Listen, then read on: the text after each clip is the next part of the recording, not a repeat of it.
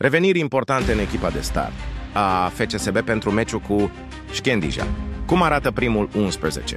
FCSB a anunțat reveniri importante în echipa de start pentru meciul cu Shkendija, returul turului 2 de calificare pe tabloul principal din Liga Campionilor.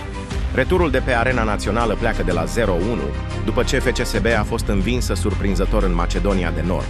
Pentru meciul retur cu nord-macedonenii, FCSB poate conta din nou pe Denis Politic, absent în ultimele 3 partide oficiale ale geroși-albaștrilor, de asemenea pe atacanții Denis Alibek și Daniel Bârligea. Astfel, sunt 3 reveniri importante la campioana României. 2 dintre fotbaliști vor începe titulari partida cu Shkendija. Cum arată echipa probabilă? Târnovanu, Crețu, Monsieur Popescu, Niezana, Radunovici, Șut, Chiricheș, Politic, Cisoti, Miculescu, Bârligea. Denis Alibek va intra pe parcursul jocului. Florin Tănase și Darius Solaru sunt absenți. Primul e suspendat, al doilea are ruptură musculară. Meciul FCSB Shkendija se joacă miercuri, 30 iulie, de la ora 20:30.